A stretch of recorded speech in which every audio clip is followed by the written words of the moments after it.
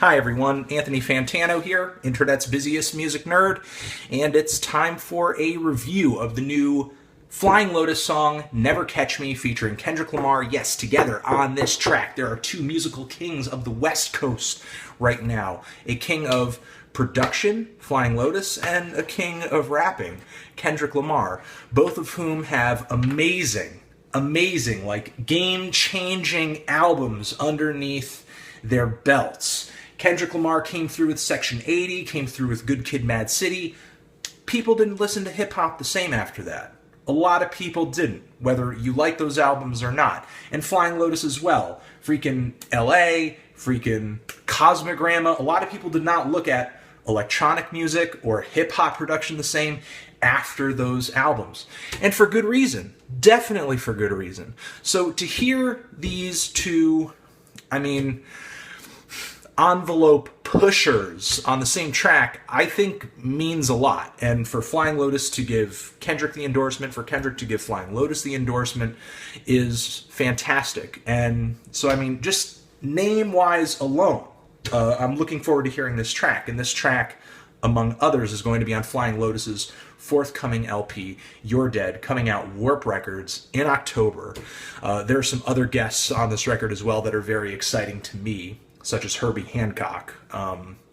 Being a fan of jazz fusion, or just, jazz from the 50s, 60s, 70s, Herbie Hancock is a name you need to know.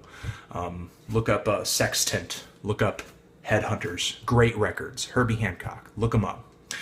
So, anyway, going back to Kendrick on this Flying Lotus record, again, really looking forward to hearing him on this track, gave it a listen, and was not disappointed at all. I think they came together really well, and possibly delivered a song, I don't know yet because I haven't heard the whole album, but delivered a song that really complements the theme or the concept of this album, which I can only guess given the title, You're Dead. And Kendrick Lamar comes through to just start with him, with if you're familiar with his music, you know there are points at which he raps with different pitches, he raps with different inflections, and occasionally he has this inflection, he has this pitch, where he's kind of riding high in his vocal range, and he stays sort of monotone up there, and it's really attention-grabbing, and he kind of kicks the song off this way, with some overdubs, with some backing vocals that are maybe a little more intense.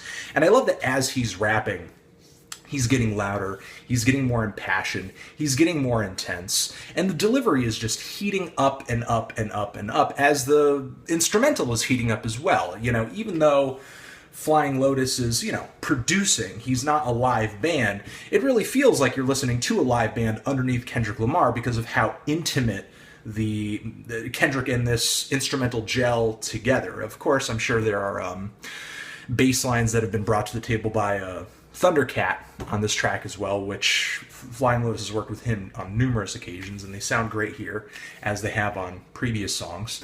The drum patterns, to not skip the lyrical aspects, Kendrick is talking about life, death, living, afterlife, and it's a lot of highfalutin stuff. He's really on his highbrow shit on this track. This is not a backseat freestyle or anything like that. Kendrick is a versatile dude. This is maybe one of his more poetic and lyrically abstract verses that he's ever written, and it does the track well. It fits. It sounds great.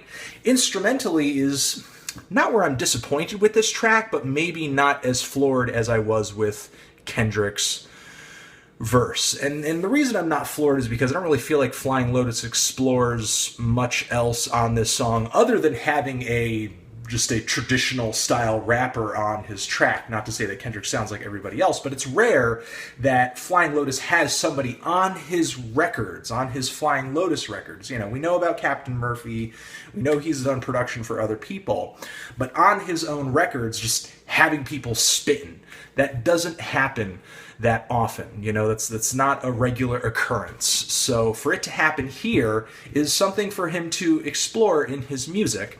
However, outside of that, this could have been, just another Flying Lotus beat that we would have thrown into a record like Until the Quiet Comes, or Pattern Grid World, the Pattern Grid World EP.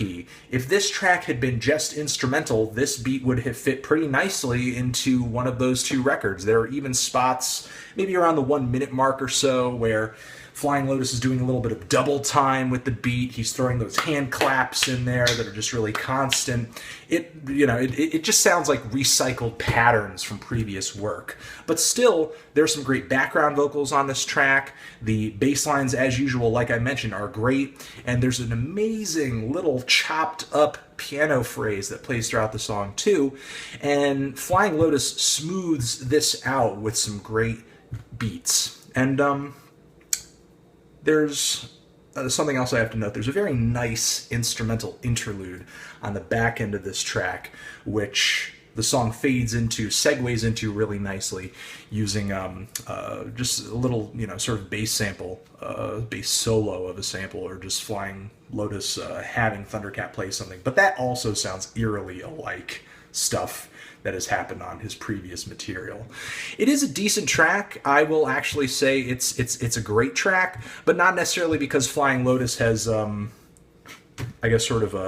reinvented himself or anything like that. It's mostly Kendrick that kind of pulls me into this song, and I really like his lyrics, even if occasionally in the instrumental he gets a little lost in the chaos. But I think to hear these two together again is really awesome. So, yeah, those are my thoughts on the track. Were you wowed by it? Were you underwhelmed by it?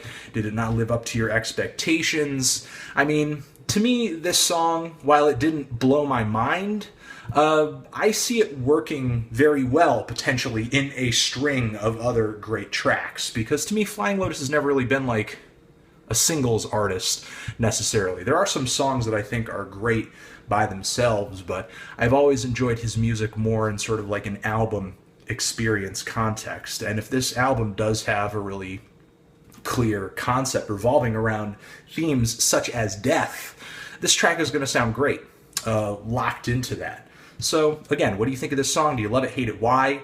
What do you think I should review next? And that's it. Anthony Fantano, Flying Lotus, Kendrick Lamar, Forever.